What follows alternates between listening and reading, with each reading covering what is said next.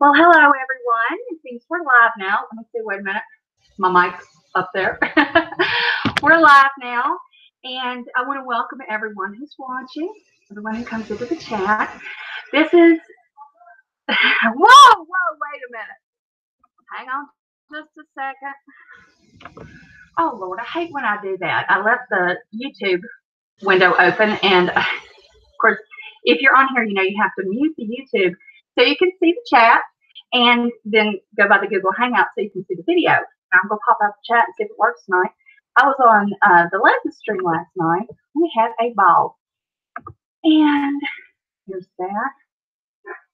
Now let's see if it works. And y'all forgive me. My dogs are running in and out of the house. There we go. My dogs are running in and out of the house. And they're just having a ball. It's a beautiful day outside. It's nice and sunny. It's about 80 degrees, and it's kind of warm. And I've got a strapless sundress on, but I put a little sweater on it. Hey, Blonde. Oh, you're so sweet. Thank you. Hi, Steph. I'm glad you're here today. I really am. Y'all are my first two in. We do these every Saturday if you're new. And it's a Saturday at 1 p.m. on Eastern Standard Time. And then I have a second live stream that I started doing. I started it last week. And that'll be at 4 o'clock and lasts from 4 until 6. And that's on mental health. So as I'm a therapist, hi, Kimberly. As I'm a therapist, I deal with people who, are suffering through these issues. And I see a lot of domestic violence, people who are victims of abuse, either they've just gotten out of a relationship, some are in a relationship and need to leave, and some have PTSD and, trauma that is still left over, that they're dealing with their children. My hair's doing crazy things. They're dealing with their children and themselves trying to get past the domestic violence that they've suffered. So I welcome everybody here. It's a supportive chat. We give everybody else. You guys, Steph, I kind of wing it. I let the chat go where it will. Last week on the mental health discussion, we discussed eating disorders.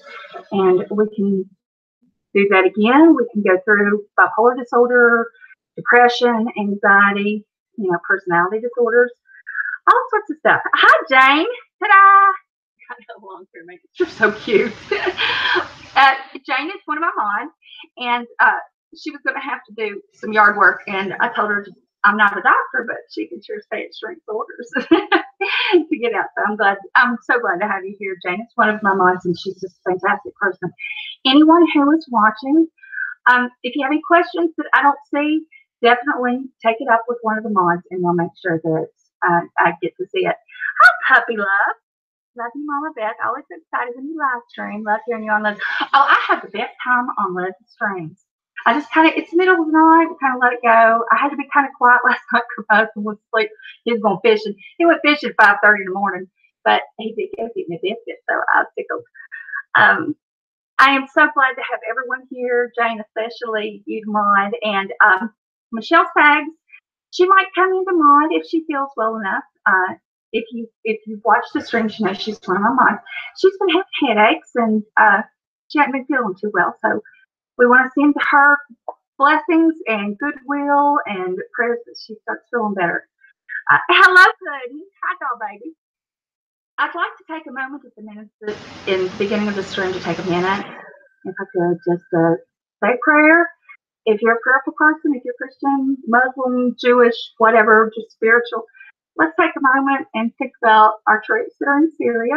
As you know, we had a military attack, or I'm not sure what you call it. The Allies basically got together and they're bombing where the chemical warfare sites are. I'm not even sure exactly what they're doing. I've seen different reports, but let's take a moment to pray, just a moment of silence to think about our troops. Okay?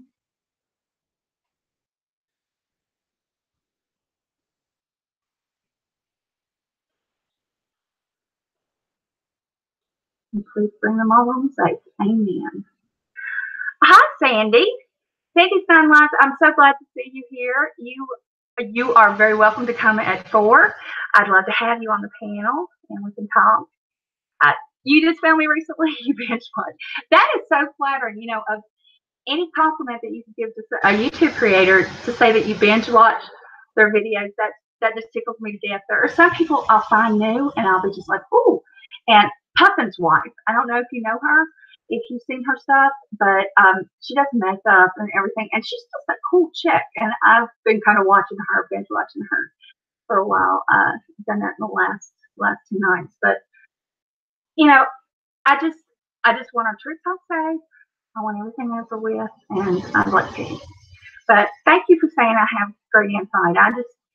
I try to educate people. If you're new to my streams or if you watch my streams, you'll find that I don't do a lot of entertainment and gossip and all that stuff. I do gossip sometimes, but most of my stuff is so we can learn more about ourselves and about how we react to situations and how we can protect ourselves from negative influences in our lives and recognize toxic relationships, whether they're love relationships, they're family relationships, or friend relationships. They can always get toxic or be negative to us, and we have to learn to push those away. And anybody who's been in therapy with me knows that at the end of every session, I go, breathe in the good, push out the bad. Because that's what we want to do. We want to take the negative away. And that's why, in this stream, I want to make sure that everybody's supported, of course, but when you're telling your story, you're not only purging those feelings and those emotions, you're sharing them and getting them out. We lighten our load, but you're also helping others. Someone else who may be in the position you were in can learn from it and maybe get out before it gets too bad, before there's loss of life, there's injuries, whatever. And y'all bear with me, I'm having to drink my orange juice. My sugar's been all over the place this morning. I don't know why, but so I'm sipping on some orange juice. If I pass out, y'all call 911. I'll call my husband. But let's see, I'm reading the chat. I'll be happy to see you, Sandy. Just let me know when you come back, and I'll send you a link. And Puddin', I'm so sorry that you're in pain. Puddin' has had a surgical procedure in the lower part of her back, and she's got to go Monday to have the second part of the surgery. And she's been in a lot of pain since the initial one. So I hope that eases up. Take you something, whatever they gave you, Dremdol or whatever, and just try to lay where it's comfortable and relax and listen. I want you to be as comfortable as possible. I always hate to hear that somebody's in pain. I have chronic pain, and last night I woke up in the middle of the night and I was crying. I had ice packs on my feet and on my knees before I went to sleep, but then I woke up and the pain was really intense. And I try not to take any of my heavy-duty pain medications because they make me hyper. I have ADHD in the reverse on me. So instead of making me sleepy like they do everybody else, I'm just like this. Da, da, da, da, da, da, da. So that's what I'm dealing with. I have been up since probably 2:30, and I got my ibuprofen, and then I had to go ahead and take stronger pain medication, and I've been up ever since. So I'll probably crash after my second live stream, but I feel for anybody that's in pain. I have RA and fibro as well, but the RA mainly gets me when the weather changes. But it's just real hard, and when you deal with daily pain, it becomes a part of your life. You kind of get used to the easier parts of it. When you have a day that it's not quite as bad, you see it as a blessing. And then when you have a bad day, you just try to grit your teeth and get through it. And that's all we can do. But, thank you, Juan. I just appreciate it. That makes it all worthwhile. That's all I have ever wanted to do. I don't know if you know, I started this channel and I tried to figure out, different people were telling me, oh, you should do this, oh, you should do that. And, I got to thinking, what am I good at? What do I like to do? What do I want to do? And what I decided was I wanted to be different. I didn't want to be somebody that just sat here and was funny and, laughed off stuff and made fun of things that were going on or did drama. I didn't really want to do that. I wanted to make sure that whatever became of my channels, that they gave a positive message, that I was doing something good in the world. I feel like if you've got a platform, you should know where you're going with it and what you're doing with it. And mine is to spread awareness and try to help people. And, my DMs are always open. If anyone needs anything, you can always DM me and I'll try to help. I'll do whatever I can, whatever's within my power. But yeah, that's kind of how I started all this, and I'm just really appreciative when people tell me that, Lon. It just that makes my heart sing. Hello, there's Josephine. If you don't know Josephine, now she's one of our ladies overseas, and she's in England. She has the best voice. She actually does ASMR some, and then she's got a song that they put her voice on because it was so sweet. She has the best accent. Yeah, not like we don't have accents, right? I don't have an accent, everybody else does. But check out her channel definitely. And if you're not following Jane, follow her on Twitter. She makes the best comments and has the best gifts. That's or GFs, however you say it. But yeah, it's definitely that's right. You're over there too. Now, where in the UK are you? Are you in England itself, London, Kent? You know, where do you head? Oh yeah, I know. Look at my pink nails. I need to have them filled in so bad.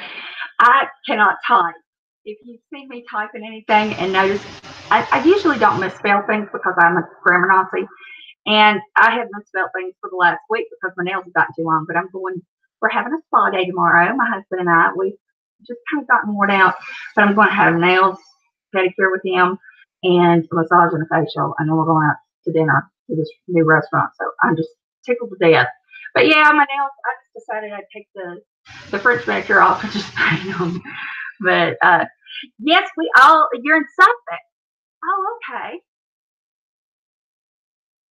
Cool. Hi, relax, killer. Oh, so are you all close? Yeah, Jane, you and I both. We could probably read every book there is and edit it. You're recovering child abuse and locked in from 3 to 12 years. Oh, God, love your heart. I am so sorry. Yeah, I hope you're in therapy. I hope you've got a good support system around you. If you would like to share, with us your story, just send me a DM on Twitter, Mama Beth World, and you can go ahead and send me a DM, and I can send you a link. And you're welcome to share your story. I got fat thumbs, notorious for typo. I'm really particular, but like last night in Stephanie Brown's stream, there was an issue with someone who I thought, well, it had her name on it, a second channel, and it was a silly video made with 3 comments. And I think someone had used her name because she knew nothing about it, and everybody was vouching for it. But I was trying to type, and I was like, I can't type fast enough because I have to keep hitting backspace to type things right. It was just driving me crazy because I can't stand to do typos. Berkshire is southeast west of London. Okay.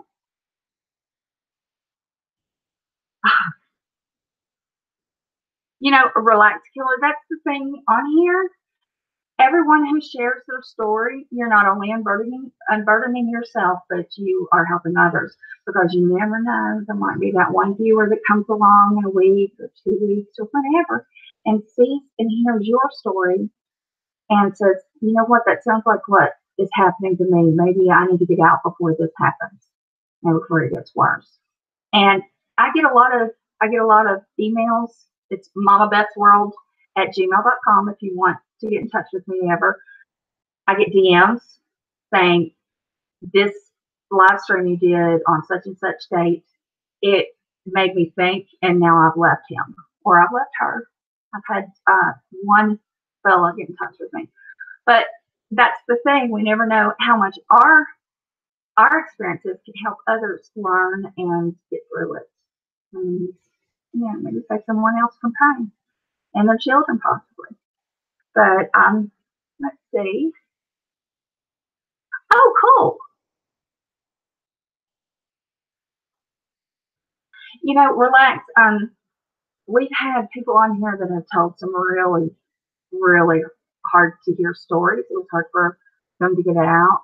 And honestly, our hearts just broke. But that's how you have to get it out.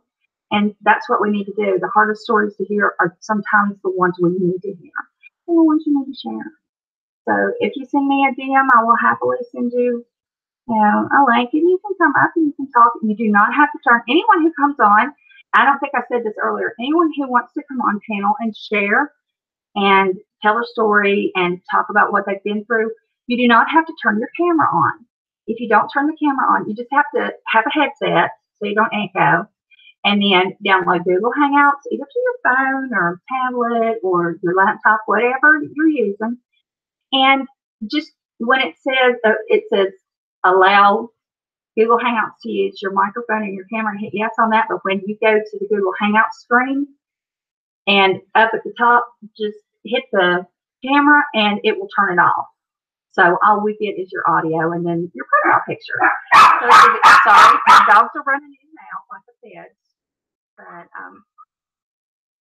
James is exactly right. Everyone's story gives others the strength to tell theirs.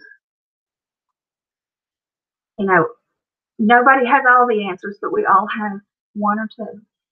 And when we share it, that's how it helps. I've told my story in group. I've told my story to patients who were unable to tell what they'd gone through. So I told them my story, and then they became brave enough to tell theirs.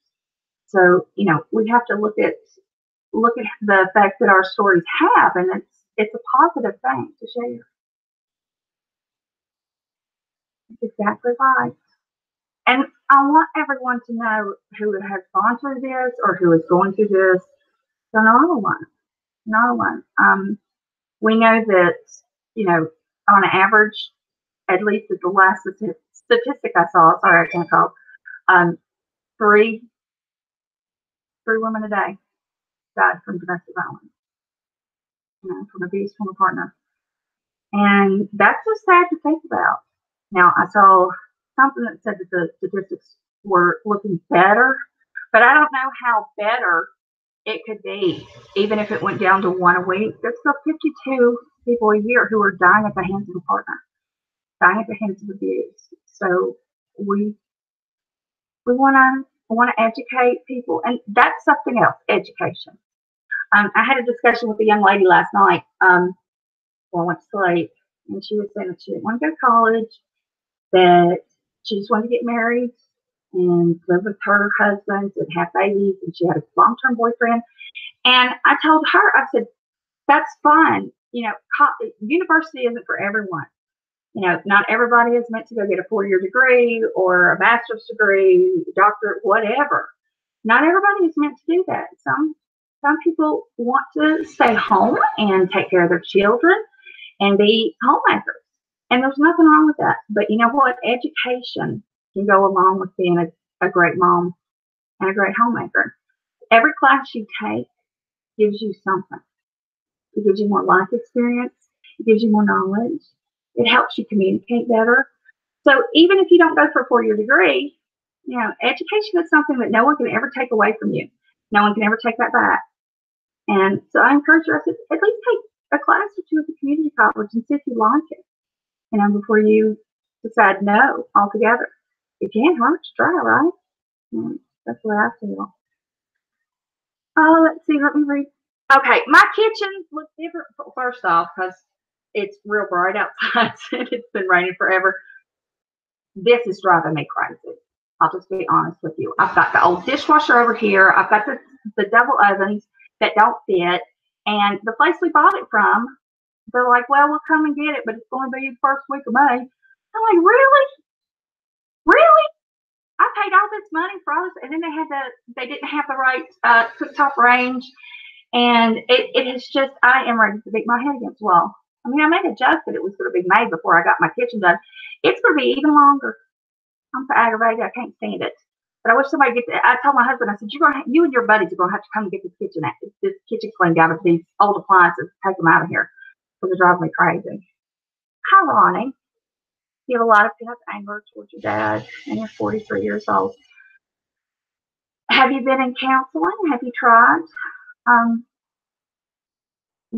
It's domestic violence is horrible on the children, to be honest. No, a child deserves to be brought up in a happy home.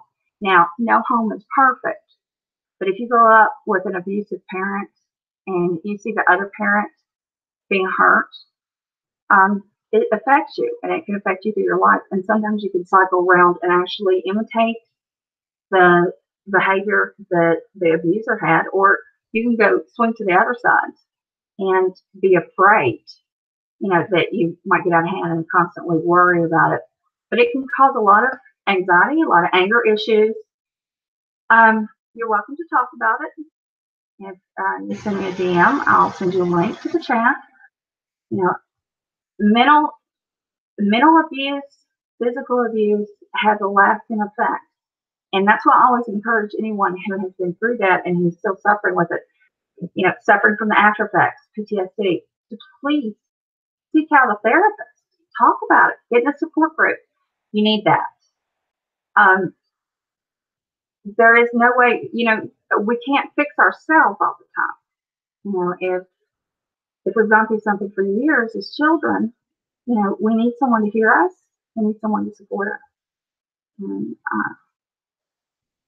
I wrote a letter to my mom a year ago apologizing for what he did to her. Ronnie, how old are you?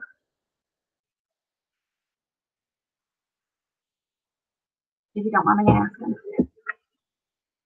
How old are you? You said you're 40. Wait, you said you were 43. I apologize for that. I don't know whether you're male or female, but you are not responsible for the abuse your father inflicted. And, as children, we get a feeling that we have to take care of the parent who is being hurt, but we're powerless. When you're a child, you can't do anything to stop it, and if your mother couldn't stop it and she was an adult and if the family knew, they couldn't help, and they could or didn't want to get involved. Sometimes people are afraid to, but it's not your fault. You were the child. You were needing to be loved and protected, and the only person at fault is your father. He's the one that did it. So, but you writing your mother a letter, that was probably beautiful for her to hear, but you're not at fault. There was nothing you could do. And I'm sure your mom probably has a lot of guilt. Do you talk to your mom about it? I mean, do you have open conversations? Are you in therapy? Oh, there, Jane said, Ronnie, are you open to getting therapy? If you're open to it, maybe take your mom, go with her. You can go by yourself, and it'll make a huge difference. Good. I'm glad to hear that. I missed what Nikki said. Good. I'm glad you're getting therapy because it's very important.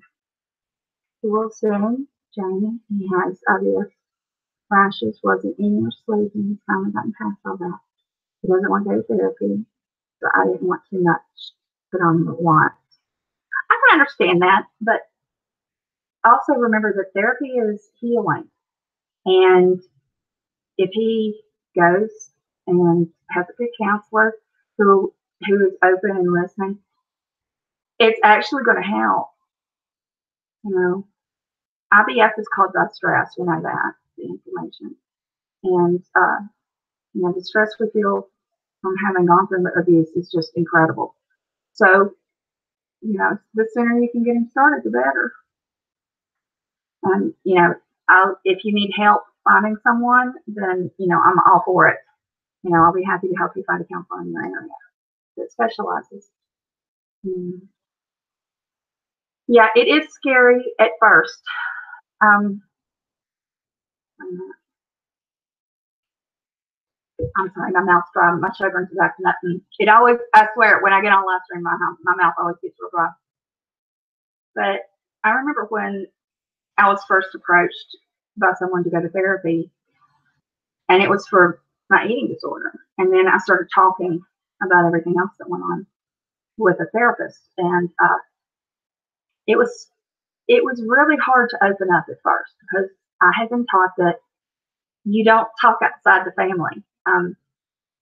it's a real strong Southern thing. I know a lot of Southern families do it. I'm sure there are probably families all over who are like this, but you don't talk to outsiders about your family. You don't talk in a negative way about your mom, your dad, anybody. And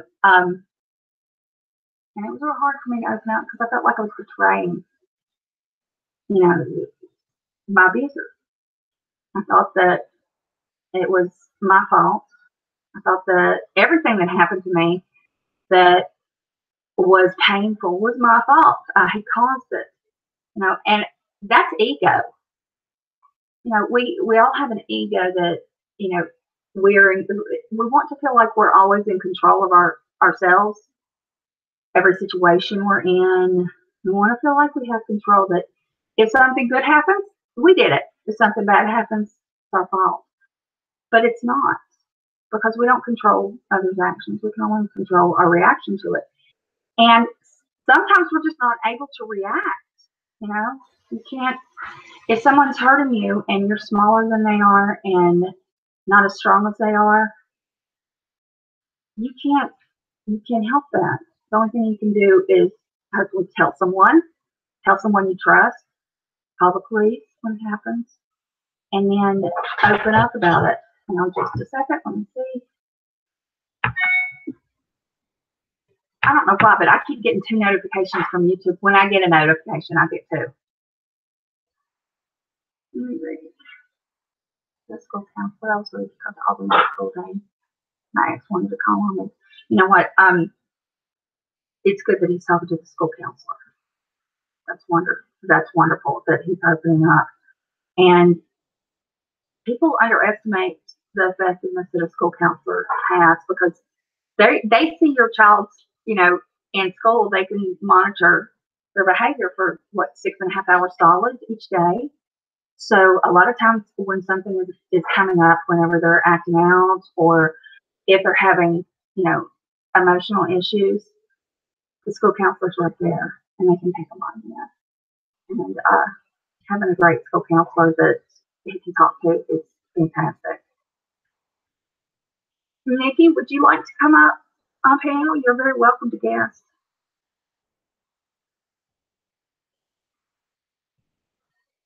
Hi, Nick Snyder. How are you? Welcome to Domestic Violence Chat.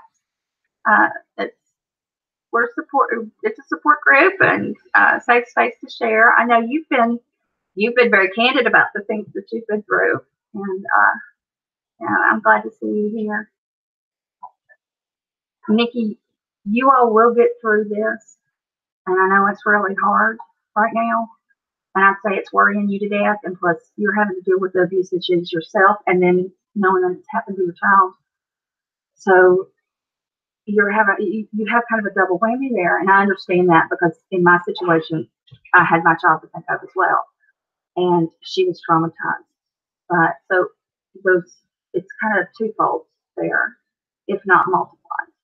But you're doing the right thing, and you have your son's best interest at heart, and you're being proactive with getting him help and yourself help, and that's important. I wish there was more that I could do. A lot of times I see women who are in situations, or men, and I kind of just want to snap my fingers and get them out of it. Or, I wish there was a way that I could make things better. I guess that's kind of the mom in me. We want to kiss all the boo-boos and make it all better, but it's not that easy. And we have to take time. And we have to heal slowly. If we try to get over things too fast and just push them to the back of our mind, they stay there. They don't go anywhere. We're not getting rid of them. They don't just fall out of our ear.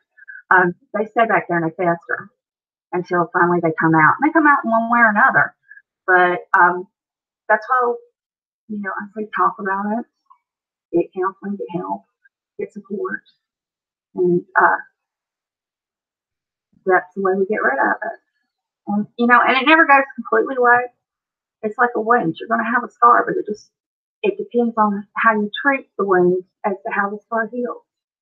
Whether it's a tiny one or it's a very big one. I got a liar magically. He's now starting to follow through with things. He's done a lot to hurt me and knock me down. Doesn't care about his own son. God love you. I'm 53 and it's still a work in progress. You know, we all are works in progress, aren't we? I mean, I remember being, 15, being a teenager, thinking, oh, by the time I'm 30, I'll have all this shit figured out. I'm 47 and I don't. So I guess we learn every day and we become stronger and we weren't able to pass our strengths to others. But we're all works in progress. None of us are ever finished. My grandmother's 97. She says she tries to learn something new every day. And she's been through it. I'm gathering the strength to record my next video, which will be difficult. Then maybe I can be a guest on your panel. I would love to have you. I'd love to have you up here next. And Nikki says, I just got a new phone, Mama Beth. I will be able to come in next week. I have to get everything transferred. I am so glad you got a new phone, and you are welcome on this panel anytime. You know that. You know that. And I welcome you, and I welcome anybody who wants to share their story. It's very important. While we're doing this, if you're not subbed to Nick Snyder's channel, hit his name on there and it'll say go to channel and it'll pop up and then you can hit the subscribe and the notification bell. His videos, they're always good. They either crack me up or piss me off for whoever he's mad at. But, but he's got a great channel. And I encourage you all to definitely go and sub to him and watch. But Nikki, I'm happy that you are making progress. You're moving forward, and that's great to see. A lot of times people start kind of foundering. They're not able to pull themselves out. With depression and the trauma and things that happen. It's very hard to pull yourself out of that hole sometimes, and especially with children. Because you've got their worries on you too, and their pain, and it can cause decades of trauma if you don't get help. And Ronnie, I am just you're so sweet. Sorry, my dogs are yipping. There is a German Shepherd next door that they are just all excited over. I'm glad you found me through Les too. Les is a sweetheart. She's got her eye surgery done, and it's wonderful. Oh, here, there's I want sushi. Yeah, when a parent was an abuser and they die, it's hard to move on. Yeah, it is. I have known, and I won't say who, but someone who was abused at the hands of the father, and never, no matter what they did, they could never please him. He was abusive verbally, and he was cruel. I would say I can forgive about anything but deliberate cruelty, and he was deliberately cruel to this person, this man. And the father died, and the man, they had his head all laid out in the casket, and he actually went by himself. And his wife wanted to go with him, but he said, no, I need to do this one. And he actually stood looking at his father in that casket, and he said, you'll never be able to hurt me again. You'll never be able to say anything or do anything that'll ever hurt me again. And we talked about it, and while that was good that he at least said it, he got it out. But how much better would it have been if he'd been able to do it while his dad was alive? Then he might have gotten, I'm sorry I didn't do better. I was wrong. When we're hurt, we need the other person to apologize. That's why we make kids apologize. It's for a reason. It's because it's really hard to forgive and move on to the next stage if you don't have closure. And once someone's passed away, there's no apologies to be had. So you kind of have to make it through it on your own. And I always say, forgive them. You don't have to forget. Learn a lesson from what they did so you don't repeat it, and you don't let someone else do it. But forgiveness is for us. Forgiveness is for the victim to be able to say, I forgive you. It's over. It's done with. I'm not going to let this hate harbor in my heart.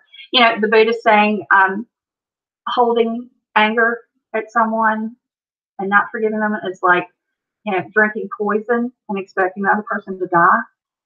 And or I've heard holding a hot rock in your hand and expecting the other person to be burned. It's like that. If we don't say, you know what, I'm gonna drop the rock. I'm not drinking the poison. I'm gonna let it go. You know, you don't let them do it again. You know who they are. You know what kind of a person they are. But forgiving them eases your mind. It takes that out. So you don't think about it as much. You don't dwell on it as much. And it takes a long time to get to forgiveness. Believe you me, I know it. It's been over 20 years for me, and it's hard to believe. But you know, sometimes I still think about it. I get so mad. Then I'm like, you know what? He doesn't even know I'm mad. He doesn't care. It's not affecting his life. So why am I holding on to it? It's over. Forgive and move on. You know, it's really hard. Let me read the chat. You can't download Google Hangouts. My ex blocked me. I'm taking care of that this week. A wonderful person here on YouTube sent me a brand new phone. Oh, that is wonderful. You know what? There really are some amazing people in our community, in this group of channels where we all guest and share. You know, I donated to Les and so many other people did, and gave her sites. How incredible is that? I mean, it's not like we were paying for something that was not needed or frivolous. She actually can see. She can read her computer. I love it. I love that everybody came together and did that. And so the memories are there forever, but they don't hurt as bad. You know, at first they hurt really bad. It's shitty. It's just a horrible thing. But as you start sharing and as you begin the healing process, they're there, and you know they're there, and you can recall them as you need to, you know, but they're not like that searing, burning pain that they are at first. You know, you can choose whether to let the memory abide, or just not to think about it because it's not important after you heal from it. At first, yes, you need to bring the memories up and talk about them and purge. Get it out, let it all out, and cry. I've seen people laugh talking about the stories because they're like, it was so ridiculous. But the fact that you get it out, it becomes easier to talk about. It becomes easier to think about. And then eventually you just don't think about it hardly at all once you move in. And that's where we want to get,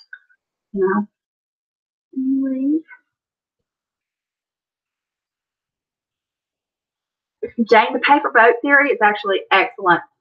I do one with patients where you write a letter to the person and then we burn it. It's real nice to see it all go up in flames. And sometimes people have to write 2 or 3 times. They don't get it all out the first time, but the act of setting it on fire, burning it, seeing it turn to ashes, it's not just symbolic. It's also, it hits you viscerally. It hits you right in your heart, and you're like, I'm free of that. And as you do it, it gets easier. Let's see. One of the hardest things about coming out of a relationship with an emotionally abusive partner / narcissist is that there will never be closure. There will never be answers or apologies or anything. That's true. You're never going to get an apology out of a narcissist or a psychopath. Sociopath will apologize all day long, then do it again. Someone with borderline personality disorder, they'll apologize, but then they'll scream at you and how it was your fault. And there's one I always say, borderline personality disorder patients, they say, I'm sorry, I have to apologize, instead of saying I apologize. So it's kind of a backhanded thing. They'll apologize, but it's still your fault for some reason. It's the logic. Sushi, honey, you're not playing the victim. You've got a problem. You need therapy for it. You need help with it. And, nobody wants to be a victim, and you're not. You know, we see that you're in pain, and it needs to be taken care of. Eating disorders are very hard. Honestly, eating disorders, they stay with you in some hands, some little tiny place. It seems like for everybody I know that's been through it all their lifetime. Like I still have a hint of that. And, so it's never 100% gone, but it's 98%, and you can handle it too once you get treatment. And I want to see you in treatment. I'd love to see you start feeling better. In a minute. Yeah, they do it on purpose. Narcissists are all about themselves. And once you recognize that the person you were being abused by is a narcissist, then you can kind of say, okay, you're flawed. You have this problem. It's never going to get any better. I don't need to expect an apology, and therefore I won't even ask for one. But I'm not staying in the situation. And I always say that anybody that's involved with a narcissist that is being abused, and unfortunately that's a high number, a high percentage, leave. Just leave. We're not going to get any better. There's no cure for it. And they won't seek help because they think it's everybody else, not them. So, it's a horrible thing to go through, but once you're out, you can breathe. And you realize that, the narcissists are really good at blaming the victim. And that's what you get through.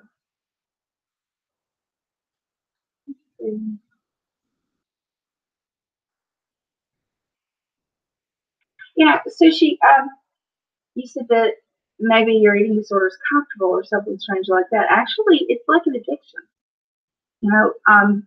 There's a ritual that goes with it and control over ourselves in ways that we don't have otherwise. And yeah, it is the whole ritual. It's almost like if you hear a heroin addict talk about it, who's in recovery, talk about it, it's not just the high. It's not just the heroin that they're into. It's the whole going to buy it, picking it up, bending the spoon, getting the lighter out, getting the needle ready, tying off. The whole thing. It's not just the drug, it's the ritual. And often with eating disorders, it's the ritual. Now, everyone is a little different, but we set ourselves up. Okay, I'm not eating breakfast. Like for anorexics, you say, I'm not eating anything but this today. And then if you eat less than that, then you kind of pat yourself on the back because I have more control than I even thought I did.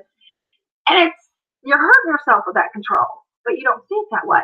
Just like the heroin addict, just like the heroin addict doesn't see that they're killing themselves and the next needle could be their death. Or the next person, doing coke or meth or, narcotics, whatever it is. They see only the control that they have, the ritual, the comfort that brings. They don't see that they're killing themselves, And that's the hardest part, is that it is an addiction. The whole thing is an addiction. So we have to get you to change to new habits and look at food in a healthy way. And it's hard to go through. That's why most patients are in treatment for, usually 3 months, some shorter, some longer, but about 3 months at least, so you can break that habit and start learning healthy habits and working with nutritionists and things like that. Yeah, if your ex smirks, smart back. You've got the power. He has no power over you. We forget that, right?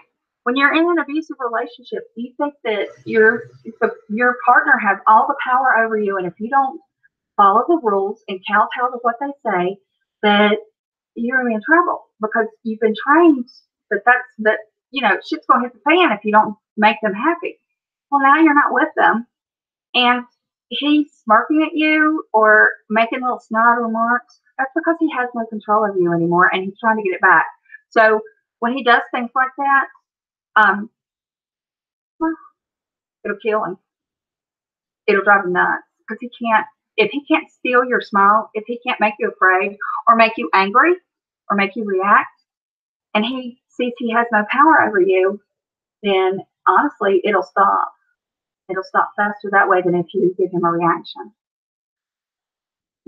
Don't give him any power over you. For so long, when I was with him, I woke up every morning suicidal and seeing no point in being alive because I was worthless and trapped. And the first time he cut me loose, I woke up not feeling that. Isn't that a blessing? It's like being let out of jail, an emotional prison. Sometimes physical as well, but you're out. You're free. He has no power over you. It's your choice not to let him. You have power over your own life and yourself. The next time he pulled me back, the suicidal thing started again. Once I cut him, once it stopped. Absolutely. Absolutely. And I'm so glad that you're away from him. And, you've got your feet on the right path and you know where you're going and you know what to expect. It's beautiful.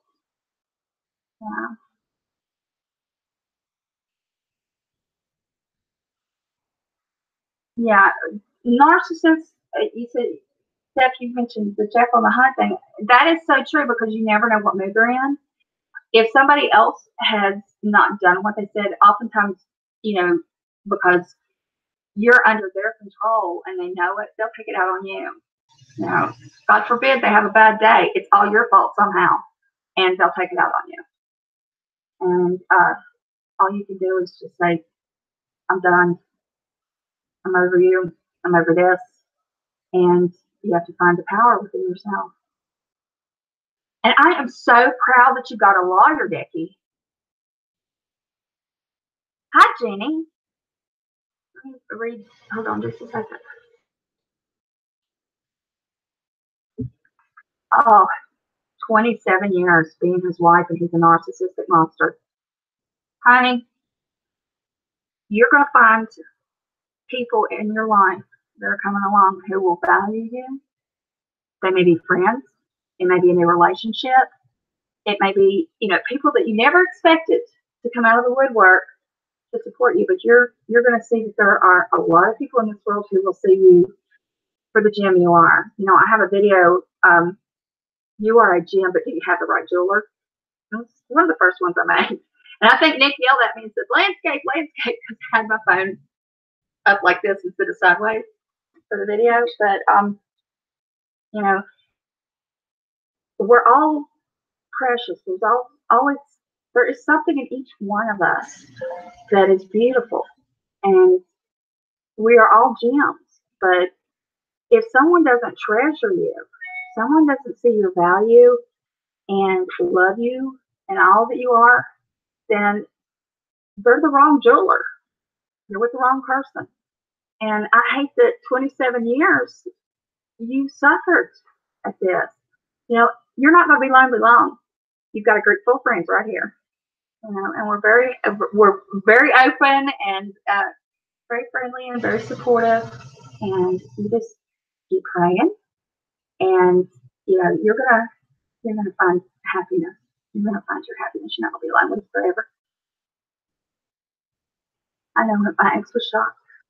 Yeah, I'm thrilled to go to the lawyer. I can't say that enough. Ain't gonna die. Hello. I would like to ask, when it comes to domestic abuse, does verbal abuse from parents count? Absolutely. We call that child abuse if it's your parents, but child abuse can come in many forms. It can come verbally. It can come emotionally. That's when they do things to force you, to their will that is in a negative fashion. And there's physical abuse. So, if you've got a parent who has verbally abused you all your life, that can beat you down to the dust, until till you get out, get away, and heal. And, you know, it's part of domestic violence. If your other parent, if one parent was the caretaker and the victim as well, and you were the child, you know, that falls into domestic abuse, and it's sad.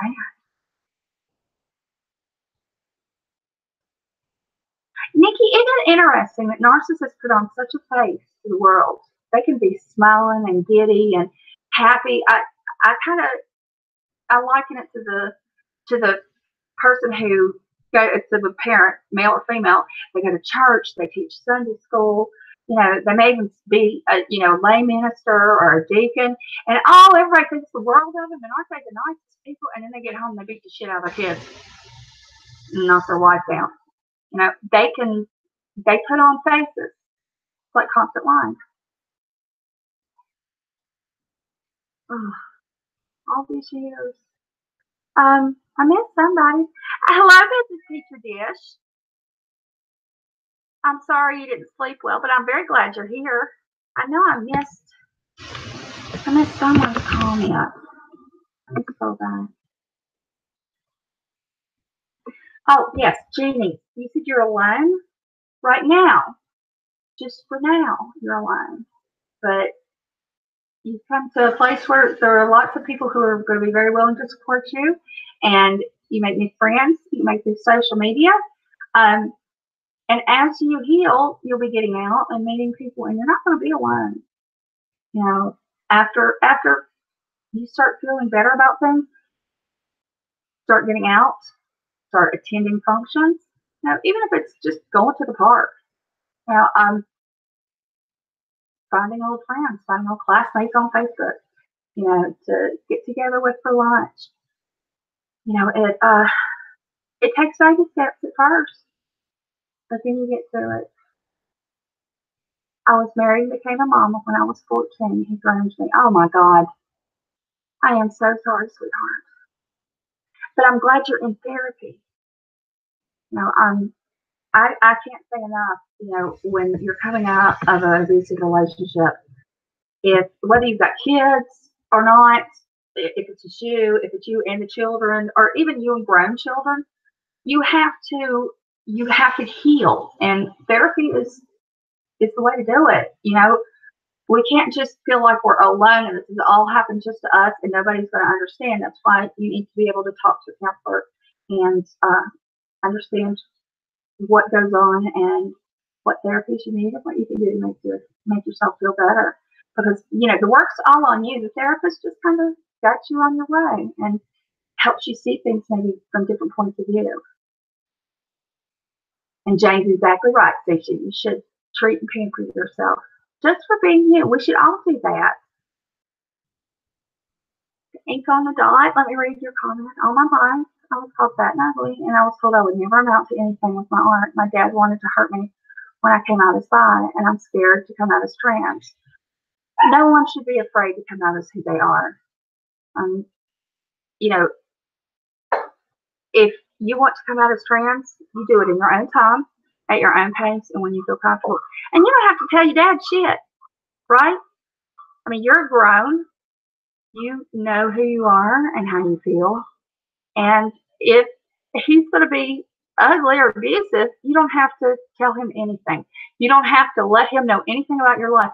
That's one of the things that we forget sometimes, is that we control who knows what about us a lot, and what we share and what we don't share and who we share it with. You know, there are things that I don't tell certain parts of my family because they don't need to know. It's none of their business. And frankly, if your father talked to you like that, I don't think it's any his business what you are, who you are. If he didn't value you then he doesn't get you now, right? Yeah, your dad, screw your dad. You know, that's easier said than done. But you know, if whether it's a parent or a sibling or a neighbor or a relative or somebody down the street, if they don't love you for all that you are and who that you are, and you know, you're working on being the best person you can be, if they're not a positive influence, but instead a negative one, come out. You know, I say this a lot. Thanks a lot, probably. Y'all probably gonna, by the time we get so far along in the series, you'll be like, oh Lord, when are you gonna quit saying that? But if you have a cancer on your arm, you don't just let it sit there. You don't put a Band-Aid over it and hide it. You cut it out.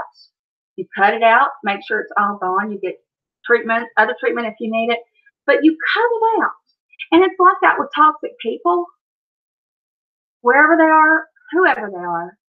If they're hurting you and, you know, they're eating at you like a cancer, cut them out.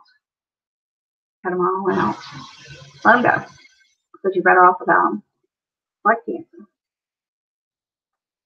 Oh, kids are causing World War III in the living room. Oh, Lord. Josephine has 2 boys, so I'd say they're having a rumpus over there. But your babies are grown. He can't at least threaten me with taking them anymore. See? So that's out of the way. You take care of you and, you know, cut him out. So, and see, she says, her dad says you're nothing. Your dad says you're nothing all the time. That couldn't be true, but I can't shake those words. Isn't it, you know, isn't it amazing that the things that are said to us as children, we never forget, the ones that hurt the most? And I'll share this. I've been pretty open about my mother. My mother is a narcissist. And I still can, I haven't talked to her forever, don't want to. I cut her out. But I can still hear the things that she said to me at 9 and 10 and 11 and 12 and all through my years. One of the things that hurt the most was when she would get mad at me. And I always had boyfriends, you know, and I had plenty of friends, and I was very social. She used to say to me, "You're never going to get a boyfriend that's worth a damn, and we're going to be stuck with you just like your Aunt Muncie." Now, my Aunt Muncie was my favorite great aunt, and she was an old maid, as they called it. She never married. She lived in the farmhouse that her parents had left to her, and then they left my grandfather the farm, but they lived together all their lives in that same house. And my grandmother was there, and you know, because my grandfather, of course, married and had kids and all that. But my Aunt Muncie was real. I was her favorite, and so, and the fact that she was never married, you know, got thrown up to her in arguments and things like that. And for my mother to say that to me, and she said it more than once, she said it all the time, "We're going to be stuck with you just like your Aunt Muncie." And I would just cringe. And sometimes I'd go to my room and cry. Sometimes I would try to keep a stiff upper lip. Sometimes I would mouth off back. You know, but I think it's real funny that after that, you know, after I got married at 18, get out and leave. And I've never had a problem with love life. You know, my second husband's passed away, but, you know, my husband now is fantastic. And, you know, I have a better relationship than my parents do. But I don't know, sometimes I think maybe I got married so young and was worried about getting remarried after I got divorced because of the things my mother said. So I think we have to look at our motivations in life, have to look where things are coming from, but also, you know, it's really hard to forget, you know, those daggers to the heart that can be, that we get from our parents. Sometimes it can be from a sibling, you know, or a grandparent, somebody that we want to have value us. It's really hard. It's really hard to give that up. But know that no one in here, none of you are nothing. You're all valuable. Every person in here, including myself, we're all valuable people. And Jeannie, you have to go to work, and God love your heart. You can come back and watch this later. I leave it up on my channel, and you are welcome anytime. And you do have a group of friends here. You got a new bunch. So I'm very glad that you're here. And Sushi, you're not a nothing. And I don't want you to feel that way. I can't make you forget all of that. That's going to take some time, but working through those feelings will definitely help you, feel like you're in control again, overcome the eating disorder. You take it one step at a time. You'll never think you're nothing again because you're not. You are something, and you're something special.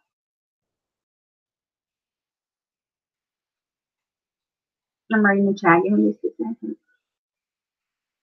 So your mother didn't protect you, and your father was abusive. That's sad, isn't it?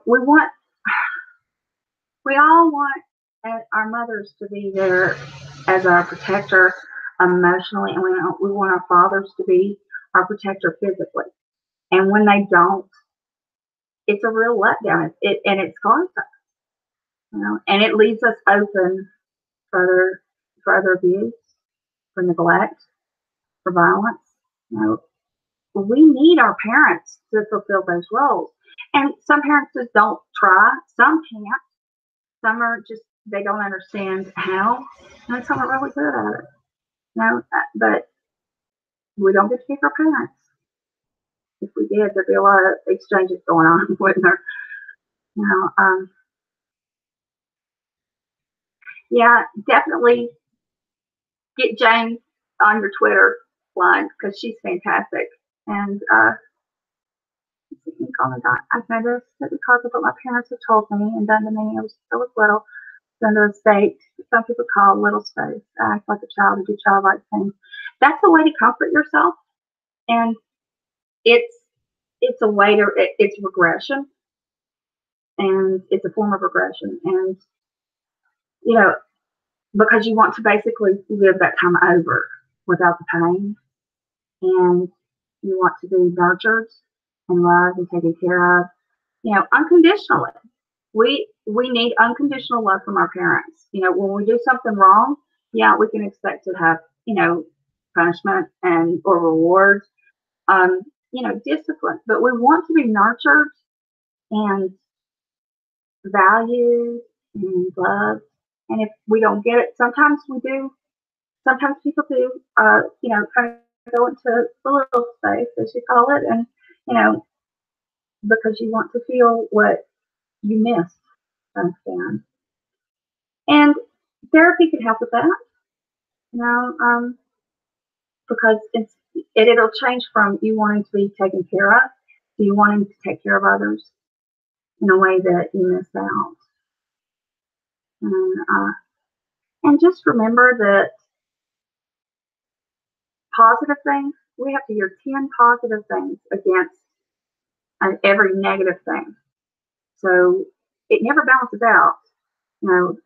We need to hear 10 things for each one. So you think of all the good things that have ever been said to you from friends and relatives and things, and then weigh that against one, just a simple thing that your parents said or did, and you know it's so uneven. It's really hard to get past the negative and staying positive. It can be done though. We're all jars of clay. We can be molded and we can be filled, and you know being proactive in our own treatments, in our own healing, that makes all the difference in the world. Can you read the chat for a minute? Jane's giving good advice. I'm 100% behind everything she says.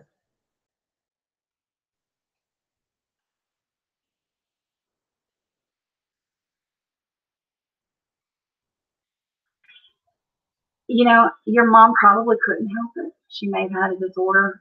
She may have had things going on that you didn't know about.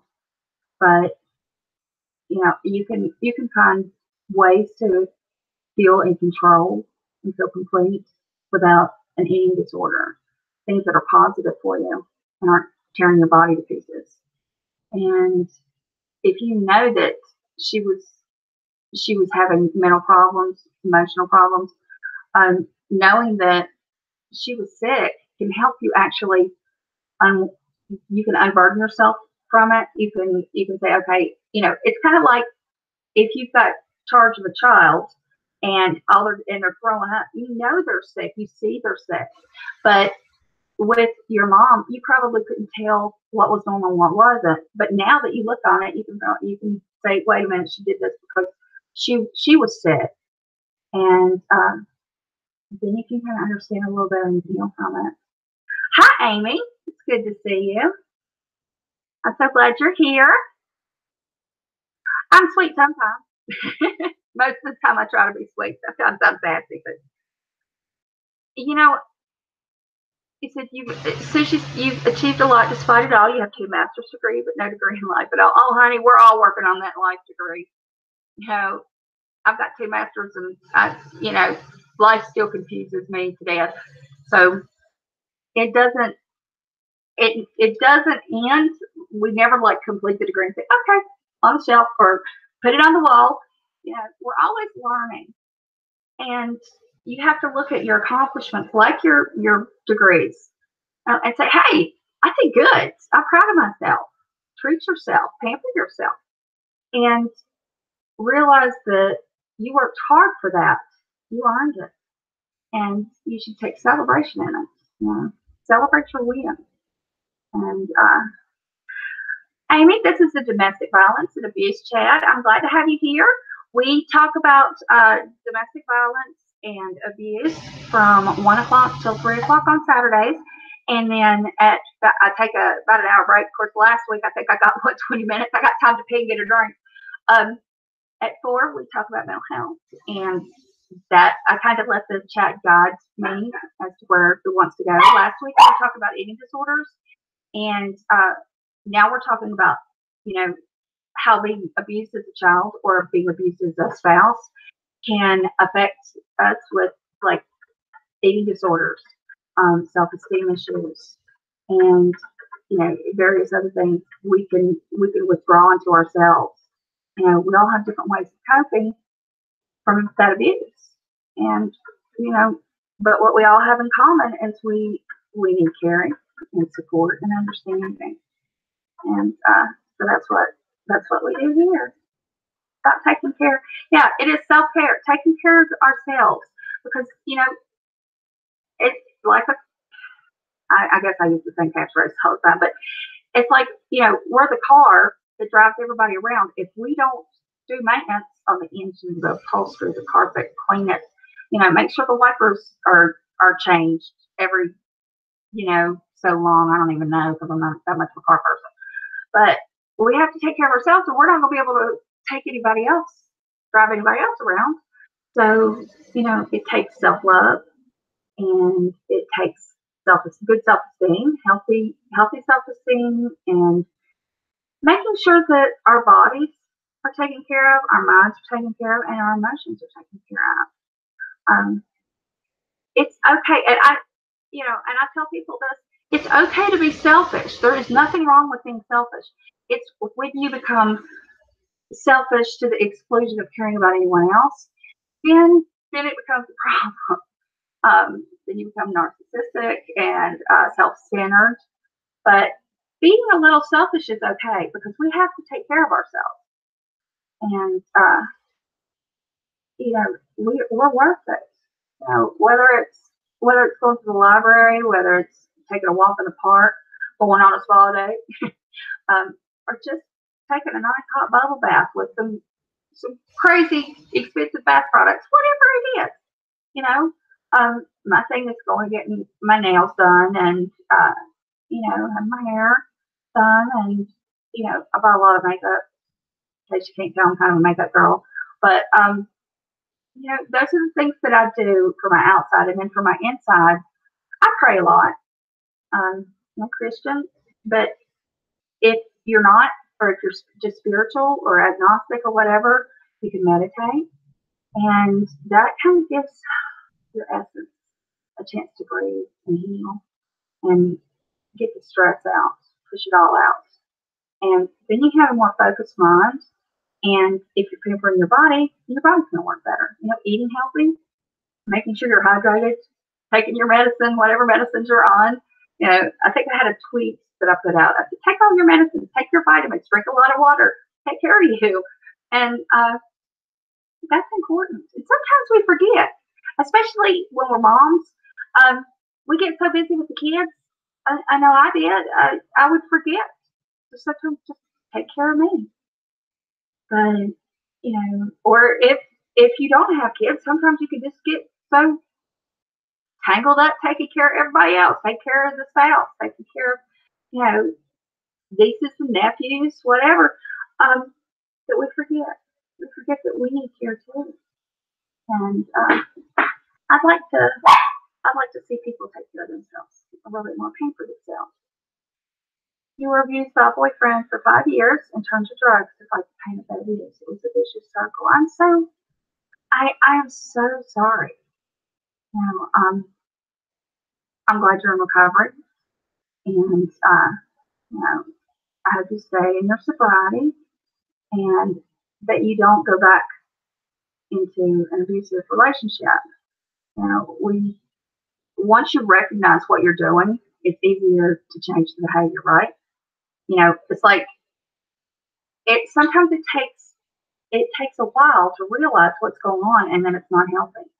You might not realize why you were using, but once you get sober and you step back, you go, oh, there's where it started.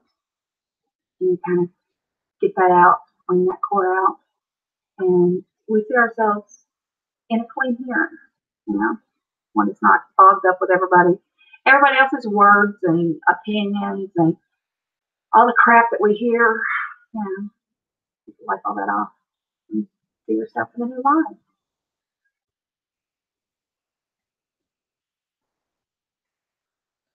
Sorry, I'm reading the chat.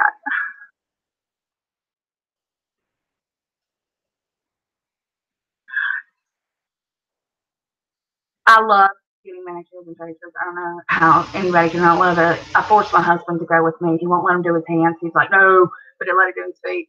But that's one of my favorite things. So I have one of my best friends. She's like, no pedicures. Like for my wedding, I took all of my bridesmaids to have nails and toes done, and she wouldn't go. She was like, she went, but she wouldn't get hers done. I'm like, I'm paying. This is good. She's like, nobody touch my feet. I think she ended up getting her nails done, but because I walked barefoot, everybody was barefoot, all my bridesmaids, and were barefoot and walking down the aisle, and then I was barefoot, and it's just symbolic. I can get them in their feet, humble.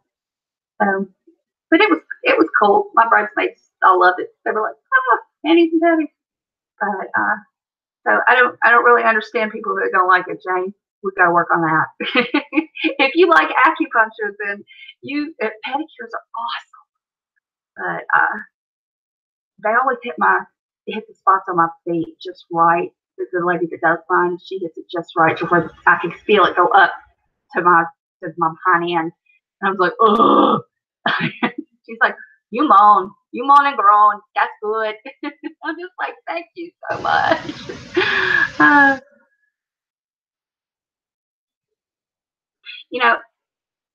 Amy, if you need anything, if you need support, my DMs are always open. And I'm very proud of you that you've come through this and you've learned. And, learning healthy coping mechanisms are hard when we've learned to numb ourselves from pain. And thank God I don't have an addictive personality, or I might have done the same thing. Who knows? But for the grace of God, go I. And the fact that you are staying sober and taking care of yourself and valuing yourself, and that's so important. Nikki's got a feet phobia, but I have had a pedicure. I liked it. I can't help but think of all the feet in those tubs for strangers touching me. Mine, as soon as someone gets up, bam, they're over there. They've got the cleaning fluid out, and they're scrub.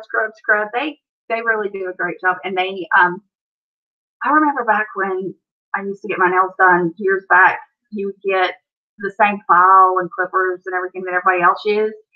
And that always kind of skeeves me out. I would always say, can you spray this with alcohol before you touch my hands or my feet? And they would. I always went to the same place over and over again. They knew that I was thinking about that. But they sterilize theirs in the infrared thing. Crap. I can't remember the word. Sorry, my brain's not working right now. But anyway, it's all sterilized, and then they put them in a it's a sealed off package. It's not like a Ziploc. It's like the plastic's on top, the paper's on the bottom. But that way you get a sterile, set of tools each time. That makes me happy they did that. I want sushi. I have dealt with patients who had phobias about people touching them. They did not want to be touched by anyone, male or female, friends. They had trouble finding lovers, husbands, wives, whatever, because of not wanting to be touched. And what I suggested was to get a pet. And that's what I was taught. And that seemed to help. Once you get used to I would say about self shop. Now, y'all know that anything I ever make on my channel, whether it's Super Chat or AdSense, which they're still not monetized me yet fully, everything I get goes to dog shelter. There's a dog rescue here. And I have told my patients who have told me they have phobias about being touched, get a dog.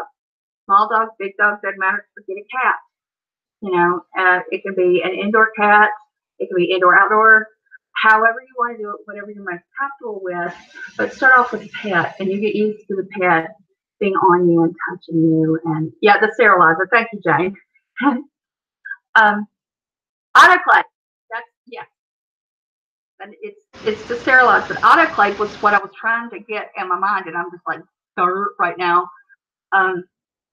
But if you don't like to be hugged or touched, Nikki,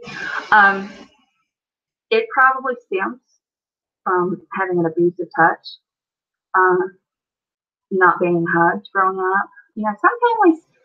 Some families just aren't touchy-feely, saying I love you all the time. My parents, they went back and forth. There's no I love yous, or I don't hear them, but no real hugs, things like that. I can't. That just it was hard. But you know what? I'm different. I hug my daughter all the time. I mean, I told her literally every day of her life how special she was and brilliant and beautiful and all that stuff, because I wanted to hear that as a kid. I kind of did for her what I wish someone had done for me, and what my grandmother did.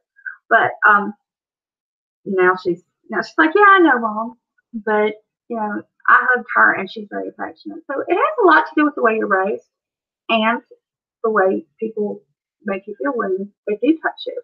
If you're used to being grabbed or hit or punched, then that's what you're going to expect from everybody that touches you, because you eventually get trained to that. But to work out of it, I think get a pet. Focus on touching, and hug your friends if you can bring yourself to do that when you're comfortable enough. But yeah, you can retrain yourself. We need human contact. We need the dopamine and the oxytocin, and we need all of the chemicals and hormones that our brain releases when we are touched, and it makes us happy. Just like getting hugs, being made to laugh. All of these things are positive, and we need them. We need them to be happy. We need them to be healthy.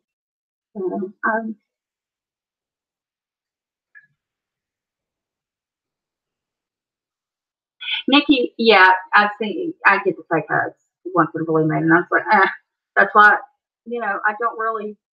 I don't want to be around anybody who fakes emotion or affection. To me, that's just lying. Hi, Katie. All right, you want to come up on panel, darling? You're more than welcome to. I'll shoot you a link. You shot me many a link. Hang on, I'll send you one. I got it.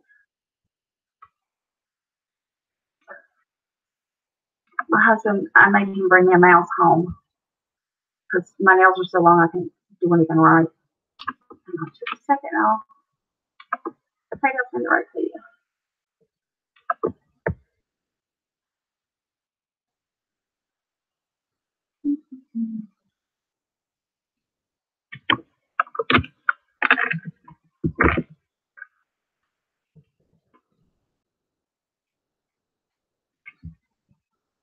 Sorry, it takes me just a minute.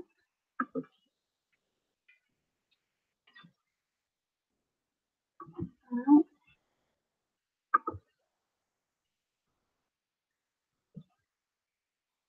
There it is. Okay.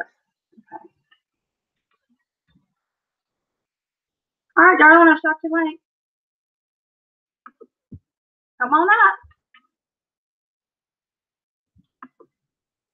Wait a minute. Where'd my go? Well, now I had the chat popped out, and I don't know what I'm doing. Y'all know I have no idea what I'm doing on these things, but okay. Here's the Hangout, and there we go. I figured it out. Katie, I sent you a link in your DM. Yaba keeps bullying you, and I think it's because she has a secret lesbian crush on me. Oh, honey, she's had one. We know. Butch wants you. You're so silly. You're shy. You're shy, yeah. You're about as shy as I am, darling. How do you put a picture on here? You go to your profile. Like you're in YouTube, so you go to the top right, and you click on your profile, and it'll walk you through it. It'll tell you when to upload a picture and how to do it. It's easy to just upload one from whatever device you're on, but it's not hard. Do you want me to have a talk with y'all, Katie?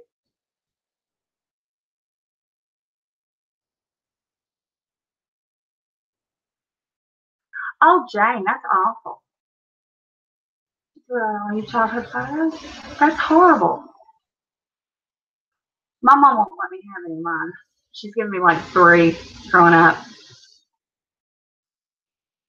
Oh, Yaba is, well, she goes under Junior Pastor Yaba or Yabba Dabba Doo, but she and Katie are best buddies.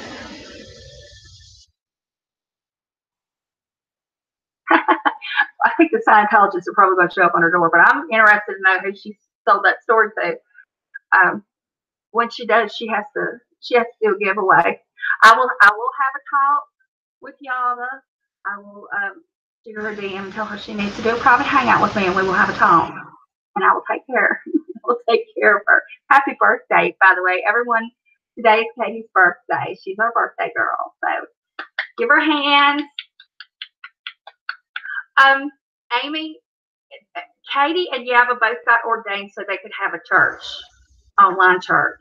And it was probably the most sacrilegious church at first, but then actually they started giving a good message. And people were like, I like this. I want to come back. I don't know why they quit. But, oh, is it Monday? Oh, yeah, today's 14th. I thought it was 16th. I'm sorry. Well, we're giving you birthday claps. Everybody give claps for Katie in case you don't see her before Monday. But I'm tickled. I love birthdays. We do birthday months. And, with my daughter, me, my husband, and my granny that's still alive. We don't do just one day. We do the whole month. And my daughter, she works that for all it's worth. But, oh, Wednesday is your birthday, Sushi. Well, happy birthday to you. Claps. Quick claps. Yay. So Yaba has a crush on Katie. Is she a friend, enemy, or frenemy? Oh, they're friends. They've been friends. They're funny. Yaba came out finally, and let's see, how long ago was that now? I forget.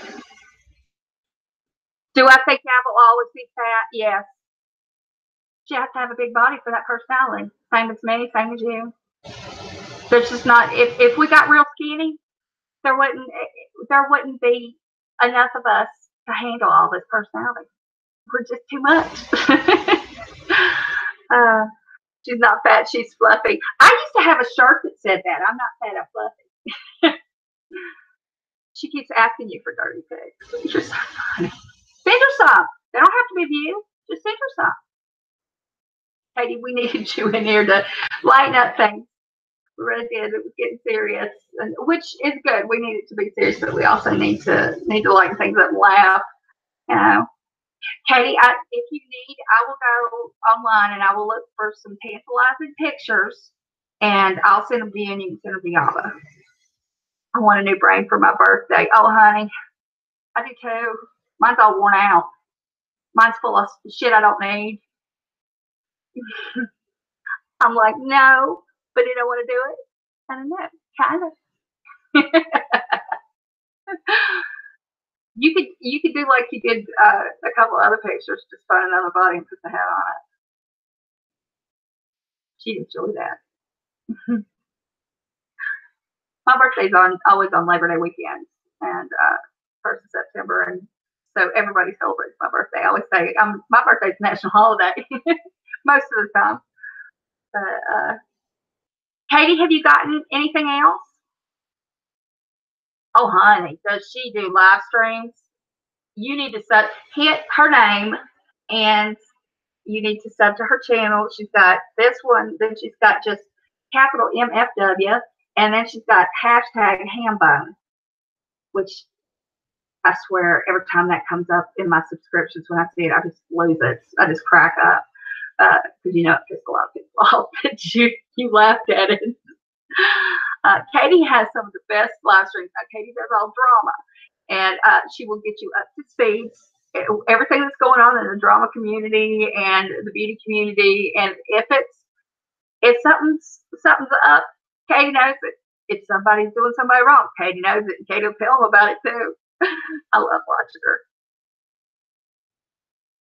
Oh, her fat fuck tips. I literally sent them to about 15 of my friends. I was like, you're not gonna believe this. You gotta see this. And the fat fishy one, when you did that one, that was hilarious. And my daughter and I laugh about that because, you know, she's single. And I'm like, are you being fat fish? Are you fat fish? She's lost a bunch of weight, so she can't anymore. But, oh, we cracked up. Amy, when she does a drama, Katie, are you coming on tonight?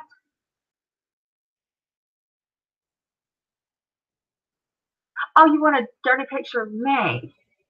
Well, I'll have to ask the husband. He'd have to take it. But I might send you one. Chub her up. I'll see. I don't know. I'd have to do it from the neck down because otherwise she wouldn't believe that it's you because of the hair. So we'll make her happy. She's gonna come. Yeah, she's gonna come in here and yell at us both.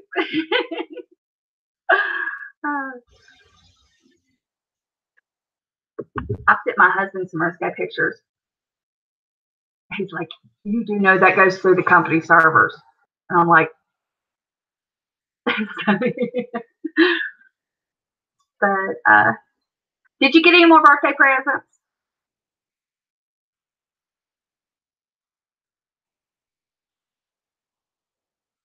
Yeah, the hair would give it away. The red hair. I mean, probably lipstick wouldn't. I'd have to take one with red lipstick, but I could probably do it from here down. You're welcome. You are welcome. I'm always happy to provide nudes when I can. Light them if you got them. Vape if you vape them. But light them if you got them. You know, one of the things, and I'm just going to say this right now, and Katie, you're probably going to be rolling your eyes. Katie is, if I had a sister, I would want one just like Katie. I would want Katie because she says everything that I'm thinking, but she cusses better than I do. And there's an art to that. I told her before, I said, if there was a college class on cursing, you could teach it because it takes a certain flair and intelligence to be able to cuss someone so well. And she does, but she's like the little sister with no filter that I wish I had. And I just love it. My husband cracks up. He watches it. He's always saying, and he was mad you weren't on last night. She'll know it's you, but it will like it. I think my boobs are bigger than yours. Oh, Lord. Draw it in crayon. Yeah. Oh, oh, Lord.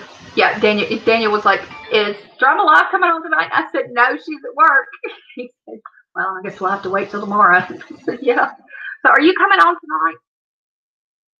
Katie did.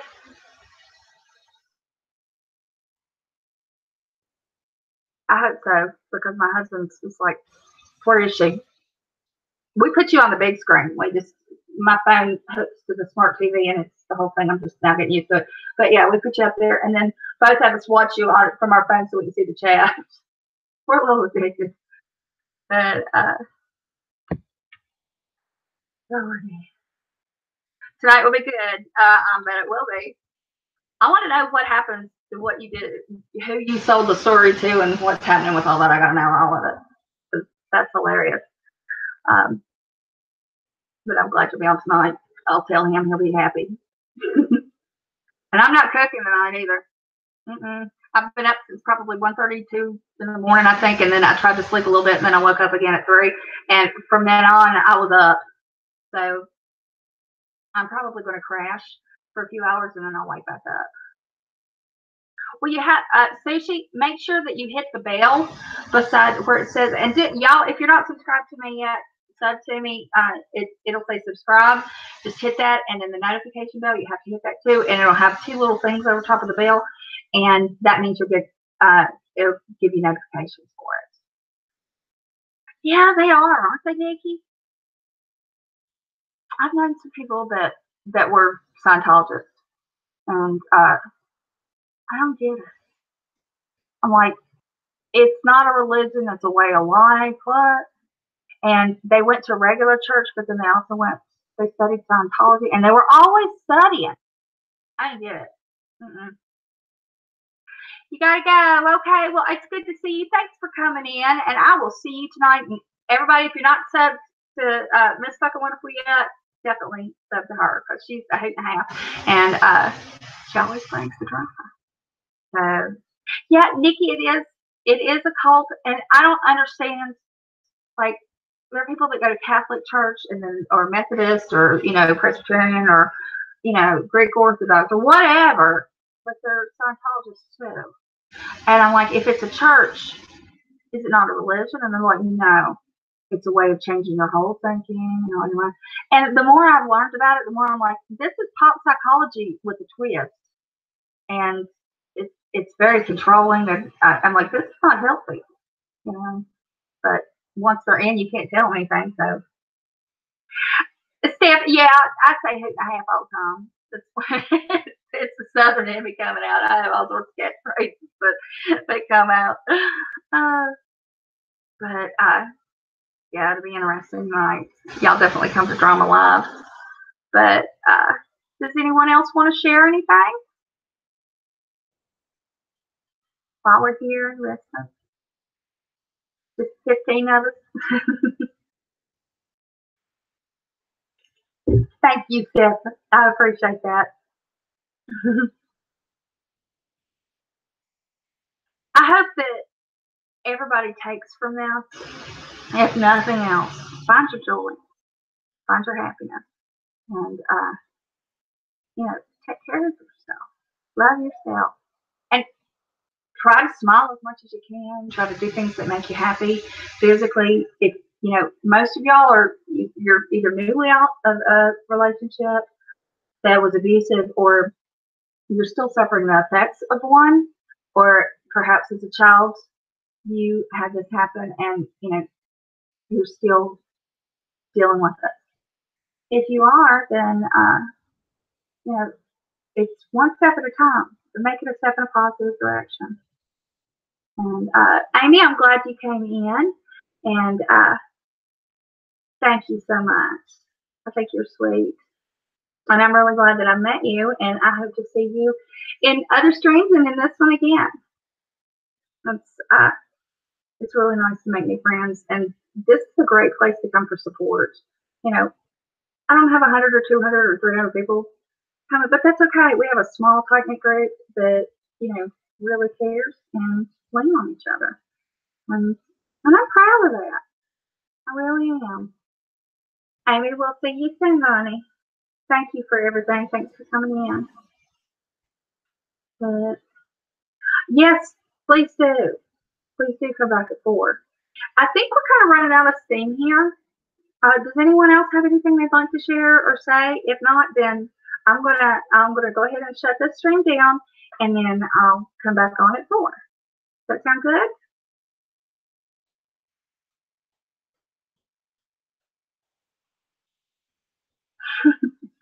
I don't want you to be quiet. I want you to be as talkative as you want. And if you do decide that you want to come up on panel, you're more than welcome. YouTube is how you learn about. Have you seen my I have 2 videos, one on children of narcissists and one on narcissistic personality disorder. And okay, Jay, thank you so much. I really appreciate it. Nikki, check out those 2 videos that I made on narcissists, and the children of narcissists, and they're pretty informative. I tried to make sure I covered as much as I possibly could in the amount of time. But I'm gonna go ahead and close the stream now. And oh, that's how you found my channel. Oh, wonderful. Thank you, Jane. Thank you, Josephine, wherever you are. I haven't seen her for a minute. She's probably wrangling youngins. But we'll be back on at 4. And like I always in the stream, I love you and you love you. Okay? I'll see you at 4. Oh, you're a gem, darling. Bye, y'all.